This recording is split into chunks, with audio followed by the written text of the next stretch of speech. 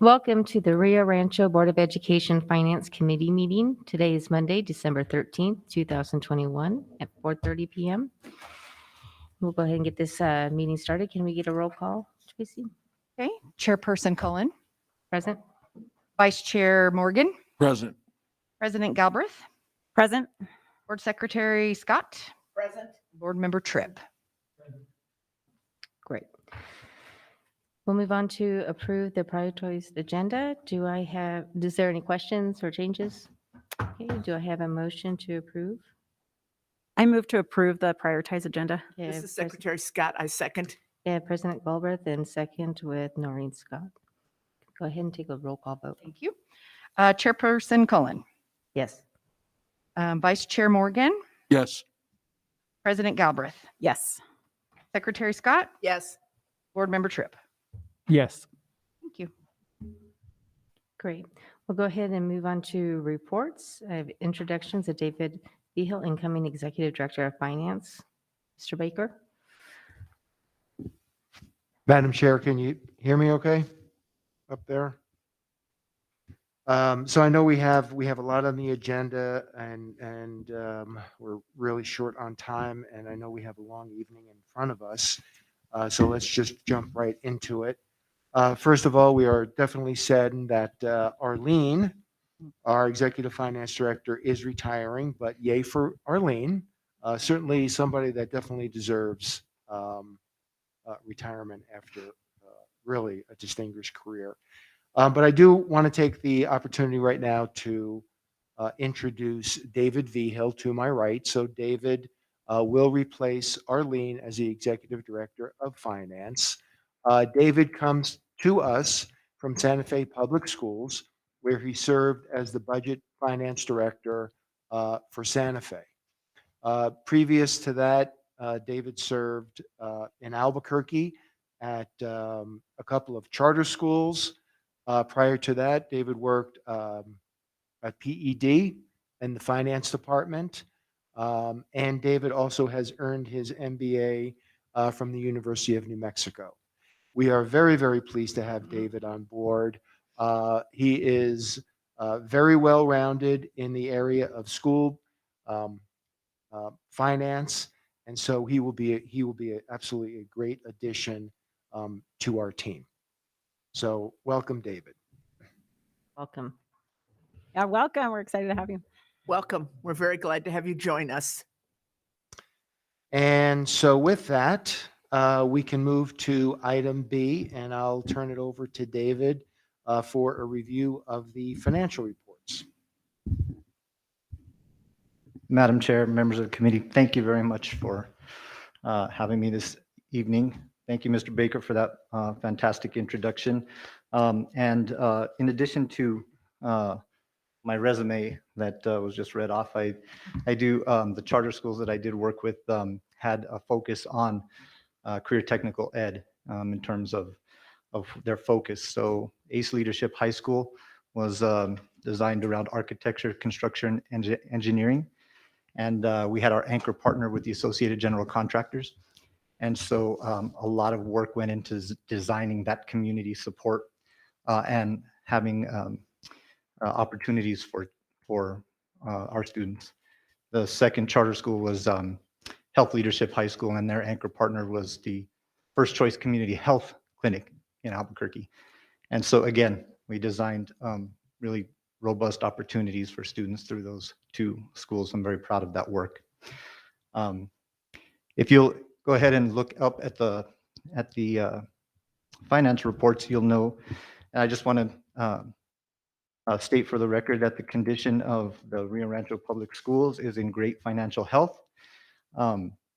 If we look at the reports in front of us, you'll see that that everything is within what we have budgeted through the end of November.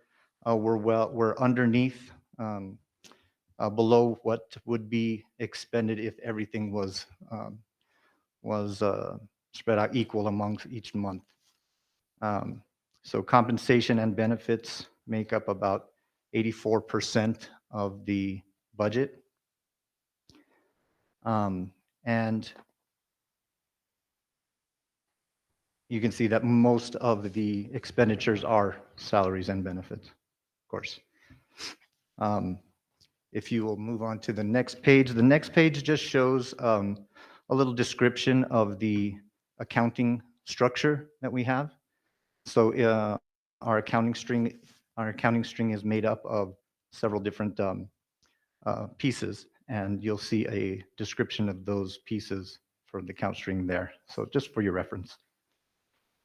And just for your reference, just a definition of what an encumbrance is. And it's really an obligation that the district makes in order to pay for expenses that the district has incurred.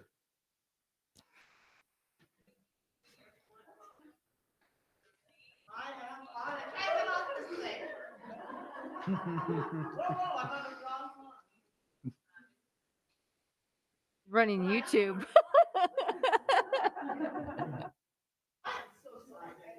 Wanted to rewatch what you guys are saying.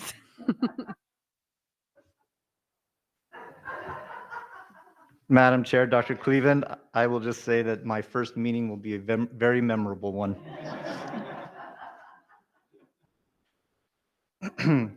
The next page of the report shows revenue, our budget revenue report. And through the month of November, we should be at about 41% of our revenue collected, and that's right where we're at through 5 months of the year. So we're right on track in terms of the revenue. The next page will show our different categories of our expenses, and you'll see that nothing is expended over about 35% or so. So again, we are well within our budget through the month of November. You'll notice here that each column header or the left-hand column starts with the function number and name, and 1,000 indicates that it is direct instruction, expenses associated with direct instruction, salaries, benefits, and the rest. And as you get further away from the 1,000 function, that really indicates that you're getting a little farther away from the classroom. So 2,100, for instance, mostly deals with our ancillary services. And then farther along as you get farther away, it goes on through administration. But you'll notice that we're, again, on the whole, we're about 32% expended of our budget, which is within targets. So again, the condition of the finances are strong. And the last page just kind of gives you some definitions of what the different functions represent. So as I said earlier, function 1,000 is associated with direct instruction. And then you'll see the last one, function 4,000, is capital outlay, which is all buildings and construction, which is kind of the furthest away from direct instruction in the classroom. That is the finance report. I stand for questions if there are any. Does anybody have any questions? No. No questions. Okay, great. We'll go ahead and move on. Dr. Cleveland, did you have any questions? No. Okay. We'll go ahead and move to item C, Infinite Visions conversion.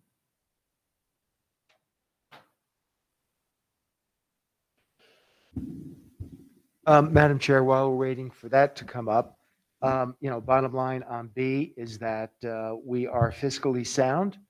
Revenues are on target, expenditures are on target.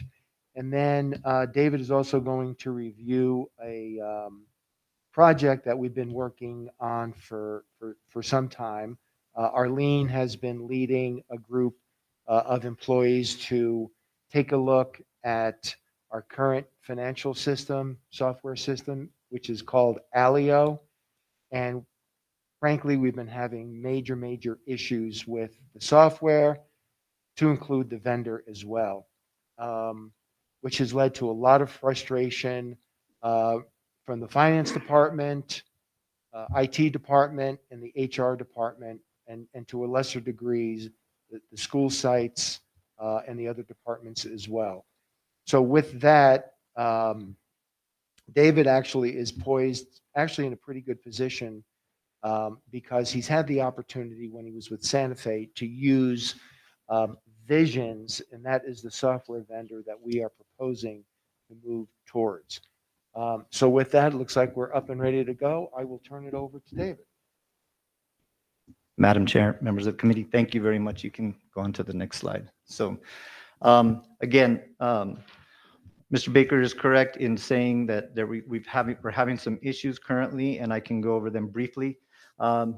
This is just kind of a small list of the things that we are experiencing here at the district. I did get an opportunity to meet with my staff in the finance department, but also the IT staff and also with the HR group as well. And so in just my short time here, I've learned a lot about a lot about the challenges that we're facing here. First, is that the HR folks and the payroll folks can't work in the payroll and HR modules simultaneously, and so one has to be out of the system before any changes can be made. So that's an issue. When we're talking about position control, we're talking about tracking the number of employees that we have here in the district, and to include vacancies. And so our current system doesn't track that real well. We can get the information out, but it's cumbersome and time consuming. Reporting capabilities are limited, which makes IPRA requests somewhat cumbersome and time consuming as well currently. Bank reconciliations are not processed inside the financial system, so we're having to do a lot of export of our data, and we reconcile that outside of the system, which introduces opportunity for manual errors.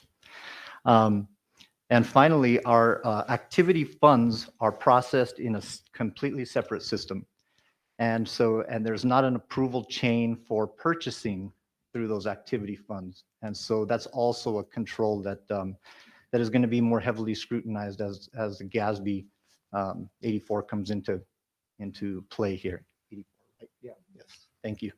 And so we're looking for a solution that will help us do our job better. So when we're looking at the iVisions solution, one of the things that it's going to help us address the list of things that I just mentioned as well. It's got a robust workflow in that it will allow users to easily track what tasks are in front of them. So if we have HR tasks for new incoming employees, it will track what tasks HR has done and then where payroll has to take over. So there is a tracking system for that. Next slide, please. Visions is currently used by over 100 local education agencies here in the state of New Mexico. So we have a lot of networking opportunities with our colleagues around the state. Again, I came from Santa Fe, and so I did get to use the system there. And there are experts, user experts throughout the state, and we're very lucky to have those available to us. Excuse me. Next slide, please. This just goes again to show you the depth at Tyler Technologies and Infinite Visions throughout the state. Next slide, please. So what we are proposing is to use both the financial management suite and the human capital management suite. So it covers both the HR functions and the accounting functions of the district. And it will go a long way to address the challenges that I mentioned earlier. Budgeting, payroll, and position control are all places where there is overlap between the finance side and the HR side. And so we're looking forward to being able to expand our capacity in expand our capacity with regard to our operations. Mr. Vihil, Yes. how does this differ from the program that we're currently using? So it allows a lot more functionality to work within the system instead of exporting a lot of data and doing a lot of analysis outside. So there's a lot more drill down capabilities in terms of working within the system. So you can easily drill down into the data to get more and more detail. That's something that is not it's not easily done through our current system. So again, right now we don't have the ability to track our authority or approval capability with regard to activity funds. So it increases our capacity to serve the district and produce the data that we need. What is the cost differential? We're working on the proposal for everything right now. So it's comparable in terms of the price if we have all of the modules that we're proposing to purchase from Tyler Technologies. It's just it offers a lot more convenience, time savings, and functionality for the price. Mr. V, I got a question for you, if you don't mind. Yes, sir. You worked with this software system in Santa Fe for how long? Board Member Morgan, for about 2 years. 2 years? Yes, sir. Were there any glitches at all with this company? The company, no, I think that there was the technical assistance aspect was robust in terms of them responding to requests for help. Santa Fe has had this solution in place for about 10 to 12 years, so they're well versed, and the users are well versed in how to navigate through the system. The proposal is proposing an 18-month implementation schedule, so that will provide adequate time for training and to work out all of the data mapping issues that we will have in transitioning from our old system to this system. So if I'm hearing you right, over the 12 years, Santa Fe didn't have many issues with this software. It pretty much did exactly what it needed to do.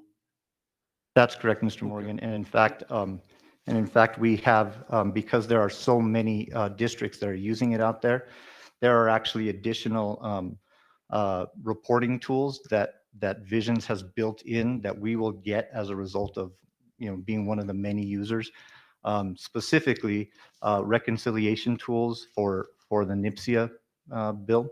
We're able to import the NIPSIA bill straight into the system, and then create a variance report against what we've withheld from people's paychecks for benefits. So that's a tool that is specific to New Mexico, and that's a tool that we will get automatically with the system. We won't have to customize that at all because we're one of over 100 users. All right, thank you. Madam Okay, Chair, go ahead. Oh, sorry, Gary. Yes. Madam Chair, Mr. Vihil, when you say activity funds, can you explain that a little bit more? Is that going to track some of the things that are happening at the schools coming in? Madam Chair, Mr. Tripp. Yes, so activity funds are funds that are most of the time derived from school activities and are managed at the school level. And so there is right now our capability to be able to monitor those transactions is limited because the system that we use to account for those doesn't have that authority built in. Would you like to? Yeah. Madam Chair, members of the committee. So currently our schools use a system called EPS, and it's a completely different software. And that's where they go in and they process POs, they enter their receipts. but nothing is able to be synchronized with our district software.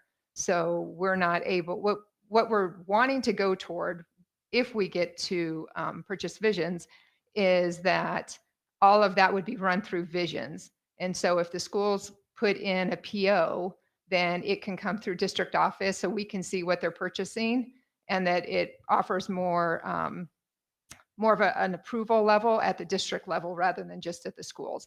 And that'll be kind of towards us moving into complete compliance with GASB 84. So right now they basically have their own separate system. At the end of the year, they have to give us a list of all the vendors they paid. We have to import it into our system to make sure that 1099s are processed correctly. It's very, very cumbersome. And it offers just limited internal controls as far as just knowing where their money is, where they're getting their money and where they're spending their money. And as we know, the school funds really are our greatest risk as far as internal controls and issues of fraud. So we've been really fortunate not to have any of that, but this will just offer more protection. Madam Chair, that's kind of what I was hoping for, that you're going to say, because I know that's our biggest fraud in the state of New Mexico, is at that level.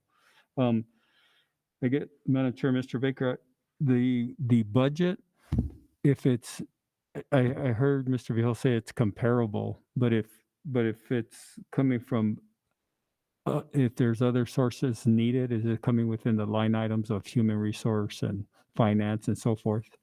Is that where it's As coming far as the expenditure for the software, Yes. so the expenditure will come from operational. If we purchase Visions, we would actually purchase additional modules in order to have a complete system. So when David was talking earlier, what happens is they'll take information out of Alio. Typically, they'll put it into an Excel spreadsheet and run it that way. And so it's a lot more work, and then you risk not being very accurate. And so the advantage of having the separate modules is everything can be done with the same system. And so cost comparison, the Visions software is more cost-wise, more than double that of Alio, but we're also getting a lot more. So it's like, do you want, to purchase a motorcycle, or do you want to purchase a Mercedes? That's the comparison. I mean, it's hard really to compare. You're really not comparing the same thing because they don't do the same thing. So that's why that's why there's an additional expense, is because we want it to do everything. For example, we've been trying to migrate towards GASB 84, that being the activity funds. As Heather mentioned, that's a big component of the management of the fiscal resources. And having that in a separate system just simply doesn't work. Doesn't have the controls that we need it to have. Whereas if it's within the same system, then we would have the appropriate controls that we need in order to make sure that funding is spent appropriately and legally. And if we can go ahead and have him finish his presentation, if you'd hold the questions at the end. Thank you. Thank you, Madam Chair. Could I just add one thing? Mr. Baker, would you want to share, not all funds currently go through activity, and we still do have some that are in 501c3s. What we are looking at in the future is, I mean, if you kind of read the handwriting on the wall, it's looking like most of those at some point are going to have to be pulled into the district. But do you want to address that at all at this point, or? I think if those booster club, I think what you're alluding to, if they want to be, it would be better to manage that system for us to manage those fiscal resources, I think, than to have a booster club do it. Now, a booster club doing it, however, they have more flexibility on how they could spend their money. If the money comes to us, we have very strict regulations on how that money can be spent. But honestly, I would think that would be exactly what the school board would want. Is And that we're spending the money specifically according to PED regulations, making sure that that money is specifically attached to the specific student activity, whether it be money that's generated from the chess club or money that's generated from the key club, that those expenditures stay within those perimeters. So Madam Chair, that's every year in January, I teach that course to future administrators of public schools in our state. And that's the biggest loophole we have. So like Mr. Baker saying, this is money well spent because we go over lawsuits for a whole weekend. And it usually has to do with activity funds. So I think cleaning it up and tightening it is what I was trying to get at. And I appreciate the answer. There are some districts that have pulled everything under now. I believe Clovis has, most still have not. The other last comment I would make is certainly from the management of the money, there's some big safety things built into having it run through the district.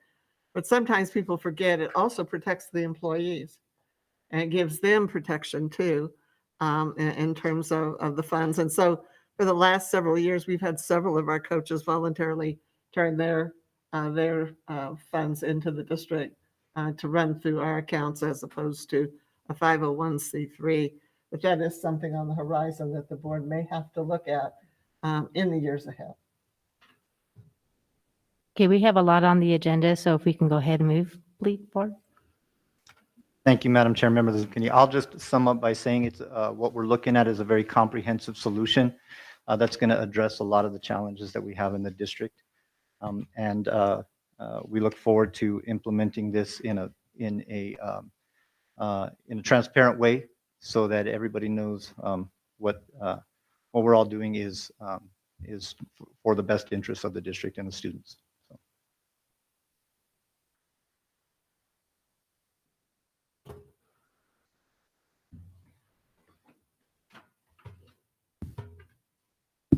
Is there anything else that you needed to cover within this presentation, or just, I think with the questions, it pretty much answered it all? Right, yes, Okay. I'll go ahead and yield, Madam Chair. Thank you. Okay, thank you. All right, if there's no, is there any further questions on this? Okay, item C. All right, we'll go ahead and move on to item G, the bond project reallocation.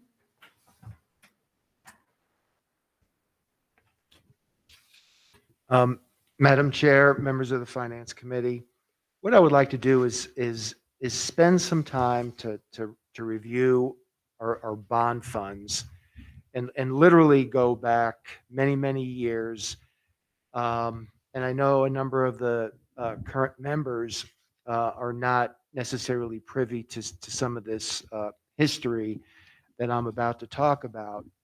But we have been working on this reallocation and reconciliation of our bond funds for a number of years right now.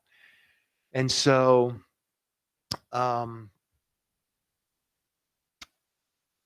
one of the first thing that I want to address, I'm going to address a number of topics this evening, but the main thing is to take a look back a number of years ago, and I will kind of follow this memo. And I put this together to try to walk you through why we're doing what we're doing this evening. And so a number of years ago, we kind of got off track on accounting for our bond funding.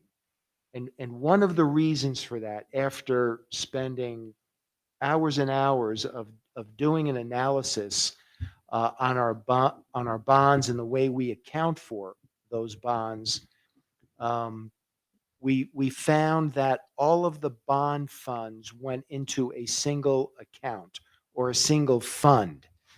And I'm gonna say, in order for clarity, I'm gonna use numbers just because, it's easier to do it that way, and that's how we do it. But I'm also going to use an analogy as far as buckets of money. We always talk about buckets of money. And so what we did in the past is whenever we went out to a bond, whether it be the 2000 bond or the 2004, the 2007 or the 2012, 2016, all those funds were put into one bucket. And so even though there was an internal mechanism in order to account for those funds and in order to ensure that we wouldn't overexpend on certain projects, it was rather very, very cumbersome. And so a number of years ago, we determined that there was quite a bit of extra money in those funds because of that cumbersome nature of accounting for everything essentially in one bucket. And so one of the fixes that we determined was instead of having all that bond money year after year after year going into one big bucket, let's have one big bucket with a bunch of little buckets so we can account for it precisely. And so that bucket is the 31100 bucket. That's what we called it. And from the very beginning of the district, all of the funds went into that bucket. So what happened is all the projects, although they had a project number, all the projects, when there was an expenditure, was taking from that one large bucket, the 31100. And what happened was because of the cumbersome nature, we essentially got off track in regard to accounting for those funds.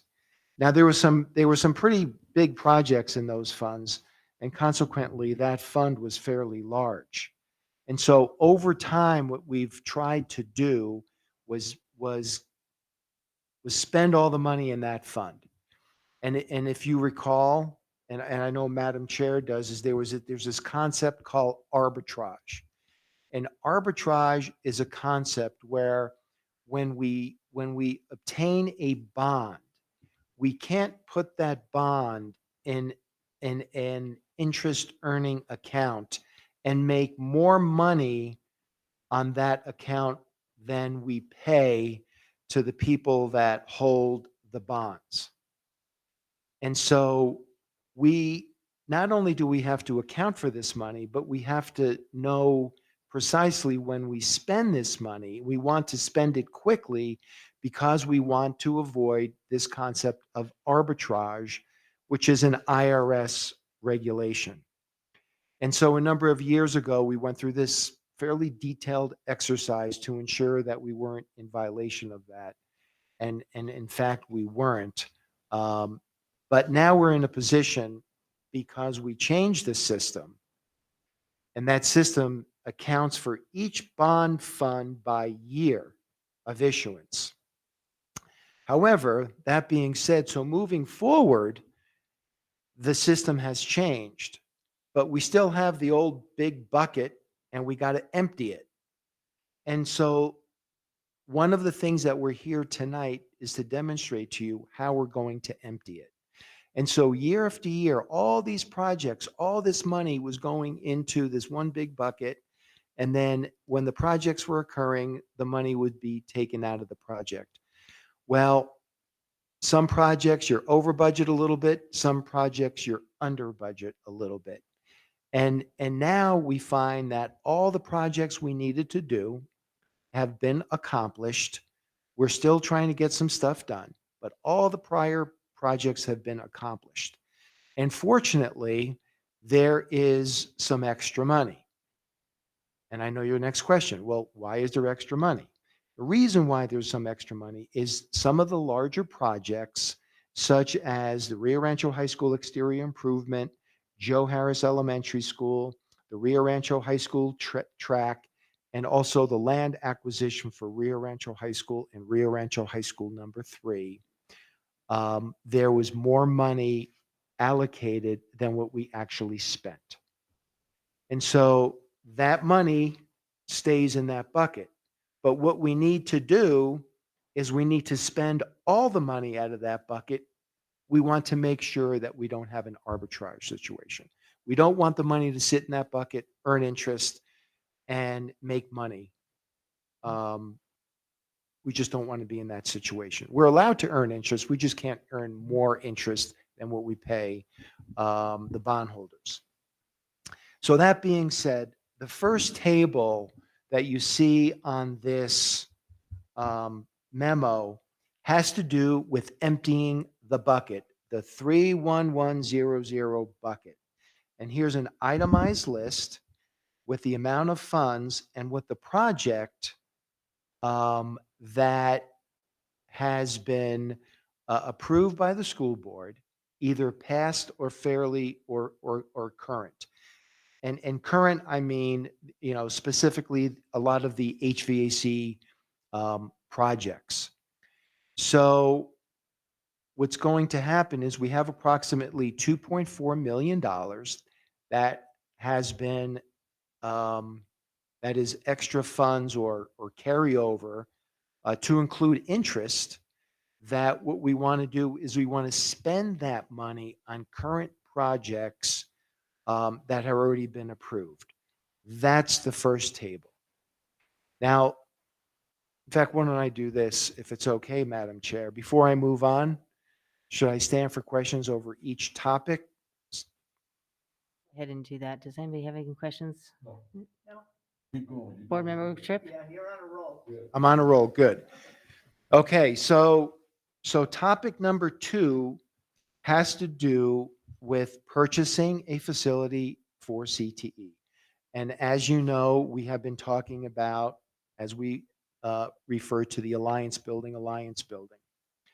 And so in order to just I'll give you a little brief history, because I know not everybody may be privy to this, but we have what we call the 2020 bond.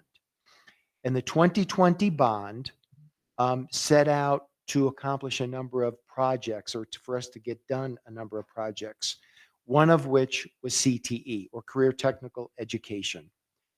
And so the 2020 bond, essentially, it's a 4-year bond, and we get 15 million. We sell $15 million each year over 4 years for a total of $60 million.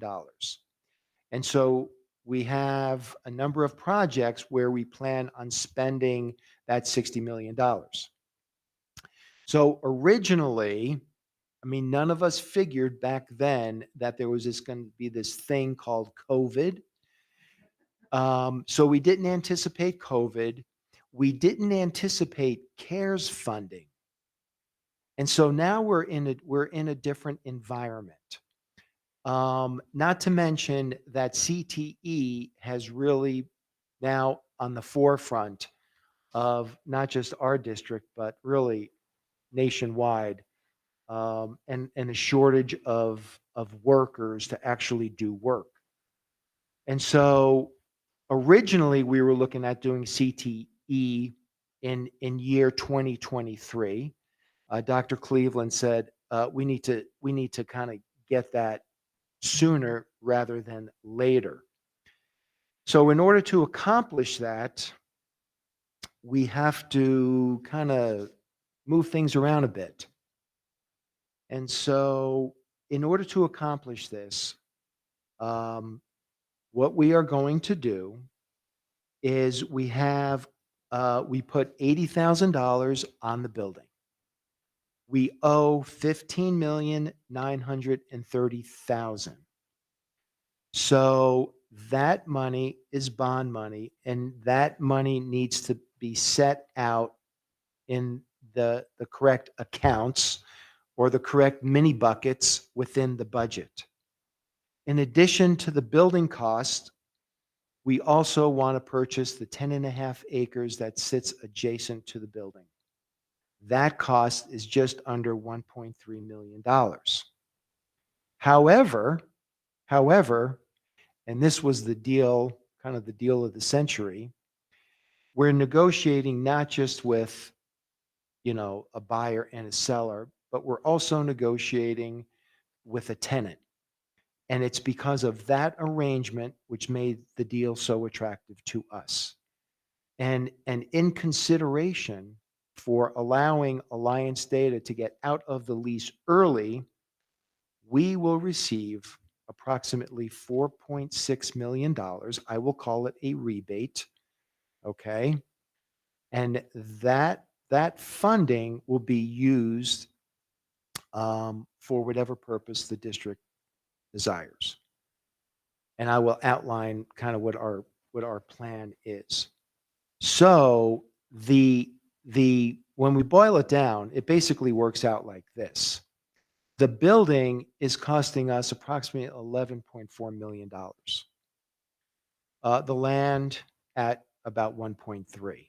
I mean, that really is the true cost of this arrangement, which makes the arrangement so attractive. However, we need renovation money. We can't just buy the building, acquire the building, and that will be that.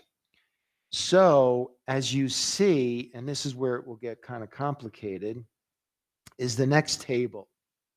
And if you look at the account numbers, the very first number, it's a 2. So that just refers to the fiscal year that we're in. But the second number, that's the fund number, or I call it the bucket number. So when you see 31122 instead of 00, the 22 refers to the year that we sold the bonds. And so this was a scheme that Arlene came up with in order for us to better account for our bond funds. A very simple change, but in practice, it makes things so much easier for us. So without going into every detail, essentially what we did is we took a look at the 31122, the 31121, and the 31120. So the 20, we sold 15 million. The 21, we sold 15 million. The 22, we sold 15 million. And so what we need those accounts to do is to be in the proper place for us to, number one, complete the projects that we set out to complete. In essence, the HVAC projects, the enhancement of the computer network system, the improvements to the football fields, the CTE, as I mentioned before. And I think I'm probably missing a project here or there, but essentially we have to account for all these projects. So what this next table does is it basically will take funding from one account strand and put it in the appropriate account strand, because we've got to get ready. Dr. Cleveland's got to get ready to sign a big check, almost $16 million worth, in order to purchase the building. And then she's going to sign another check in order to purchase the land. And so the funding needs to be in the right location, because we're on a very, very tight schedule. And we really can't miss anything here. So that's what this document does. And then thirdly, we have the matter of the revenue. I call it the rebate, but it is the revenue. Ramon, nice to see you. No. Yeah. No, it's glad to see you. Really. The third the third grouping, and you'll see on the last page, it says special capital outlay. So the difficulty that we had was, okay, we're going to receive this $4.6 million in consideration for terminating a lease. As far as I know, we've never been in this position before. So we're kind of scratching our heads. How do we properly account for this? And so Arlene spoke to our auditors, our finance person up in Santa Fe, and came up with the appropriate mechanism in order for us to account for that. and that is special capital outlay. So what will happen is the revenue money will go into a revenue account, and then from there, we will essentially spend down that $4.6 million. Now, with that being said, one of the projects that we promised the voters that we would get done is the turf. And so you will see here turf for football fields for Rio Rancho High School and for Cleveland High School. The problem that we had with this particular project is that the bids came in over our budget. But fortunately, we do have funding available in order to get the project done. And so this evening, as part of the board meeting, you will hear the bids. And so by looking at the bids and looking at the prices of those bids, there's a couple of things that we plan on accomplishing with the project. One is to replace the turf, and that's pretty straightforward. But the other thing that is driving up the cost is to mitigate the drainage issues. And so we kind of figure, putting down $1 million turf, we don't want when we get that 100-year rain that happens every so many years, we don't want that dirt and that water to run on our $1 million fields. So with that in the bids, we did put alternatives in order to mitigate the drainage issues at both schools. The bigger problem, unfortunately, is Cleveland High School. And so this evening, you will review that. But in this document, what I have done is I've set aside the appropriate amount of money in order to accommodate the expense of the tracks and the alternatives for the mitigation of the drainage and a contingency. And typically a project of this nature will require some type of contingency. If we don't spend the contingency, that money will basically stay in that fund. And then lastly, out of the special capital outlay fund is the CTE design for the renovation of the Alliance building, the 1.6 million. That is not the entire cost of the design, but rather that is funding that will get us started sooner rather than later. So I really said a lot about buckets and money. So at this time, I will stand for questions. Do you have any questions, Board Member Tripp? Board Member Tripp, did you have any questions? You did a good elementary job explaining it. Good job. Great. Vice President Morgan, do you have any questions? Okay. President Goldberg? No? I don't have any questions. Dr. Cleveland, did you have any comments? Okay, thank you. It was a lot, I know, to go over, but I'm glad to see the changes that we did too in those accounts, so I appreciate that. Okay, we'll go ahead and move on to item E, the capital outlay legislative requests. Capital outlay. So we have a listing of projects. The first project obviously is CTE, which is not part of this document, but that is by far number one priority, and then some. But this document lays out 10 additional projects where the executive directors got together and laid out their projects. So without going in through each exact project, unless you want me to at the end, essentially what we have is we have three groupings. The first grouping has to do with an enhancement to our network system in order to improve the connectivity between the school and the students when the students are not in school. and also to enhance our cybersecurity. The second grouping has to do with retro commissioning our HVAC in the buildings that have not received new HVAC. And then lastly, has to do essentially with safety and security on things like enhancing our fire alarm systems, PA systems, and surveillance systems. So those are the groupings of the capital outlay that we would like to request from our delegation to help fund this year.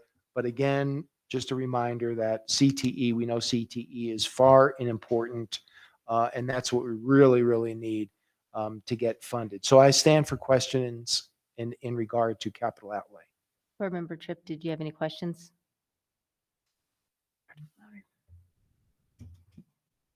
No questions? Okay, No questions. Thank you.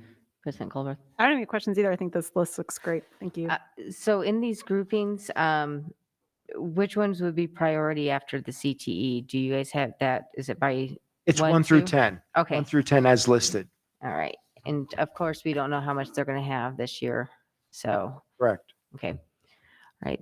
Thank you. I appreciate that. Dr. Cleveland, did you have anything to add on that? Now, I just want to emphasize what Mr. Baker said is that, we may be asked to prioritize whether CTE is the most important or these others. And I think we've heard very clearly from the board that CTE takes the first priority. That being said, both are really needed. And so we hope that if there's additional funds available, that they will be able to look at doing both, because as you can see on this list, they're very important and we really need them. And we can't do it without additional state help. Okay. Thank you. Mr. Baker, we'll go ahead and move on to the proposed salary increase for bus drivers. Madam Chair, so lastly, and as you know, we're really in a kind of a pickle with our transportation department. And there's a number of things that are occurring out there that is really, really beyond our control. The first one has to do with the marketplace in regard to actually hiring bus drivers. It's a very competitive market, and there's a very limited number of people willing to be bus drivers and willing to use a CDL in order to drive a bus. We are in strict competition with APS. They're in the same boat we are. We are in competition not only with APS, but also with the city of Albuquerque, because they have bus drivers as well. And what we are proposing is that if we're going to be competitive, we need to offer a similar salary package. And so APS offers $18 an hour. We're proposing to offer $18 an hour. We're looking at a fiscal impact of a little over $250,000 on an annual basis. I don't think we have much of a choice, because the other choices would be essentially to reduce services for the students. So we believe that we can absorb the impact. We should be having growth dollars come. Since we went beyond a 1% threshold, our growth for the 40-day count was a little over 3%. We should be seeing that funding and additional funding coming our way in the second half of the year. With that being said, I stand for questions. Board Member Tripp, do you have any questions? The question that comes to my mind, Madam Chair and Mr. Baker, is this is good.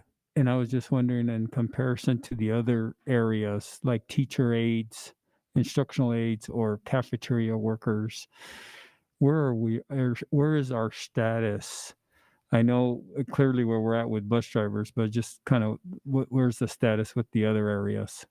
Well, that's a really good question. So with cafeteria workers, because we contract out that service, that really is up to the contractor.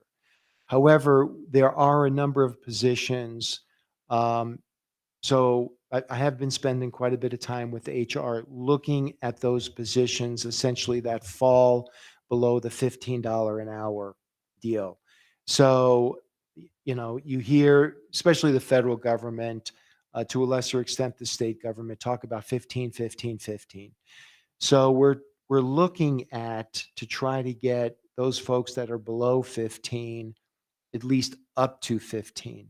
And so our next budget, I don't know if we will accomplish that, but over the last few years, we have been positioning ourselves to get those lower salaries increased. And so we have been making incremental headway there. We hope to make much more headway actually going into the next budget.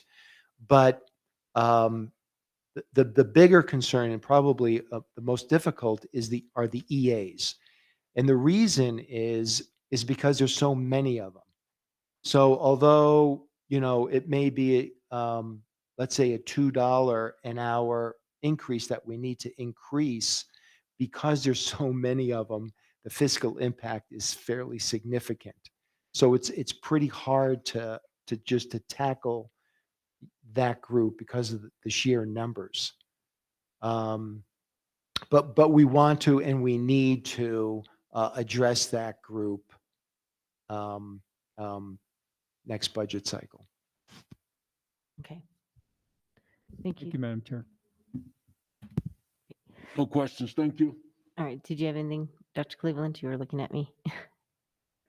One of the things that we are hearing is that the New Mexico legislature will be taking up this topic and are looking at establishing a new minimum wage for all school employees in New Mexico. We certainly don't know what that's going to look like and whether that'll pass or not.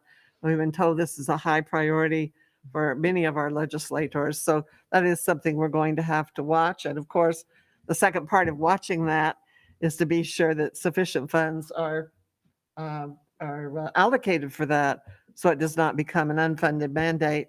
As Mr. Baker said, it would have a huge impact on our district, but we're very supportive of trying to get those salaries up and hope that the legislature will find the wherewithal to be able to do that. Yes. Hopefully we'll be able to see that this year. Okay. With that, we'll go ahead and move on to the business item A, consider approval of unapproved meeting minutes for September 13th, 2021. There any changes? I move approval of the minutes for the September 13th Finance Committee meeting. Secretary Scott, do I have a second? I have a second. Okay, I have President Galbraith. Go ahead and take a roll call, please. Chairperson Cullen, Yes. Vice Chair Morgan, Yes. President Galbraith, Yes. Secretary Scott, Yes. and Board Member Tripp. Yes. Thank you. And go over to advanced planning, January 24th, 2022 is the next finance meeting. And you're adjourned just in time to get to the next meeting. And if there's anybody to sign up for public comment, the sign up sheet is right over here.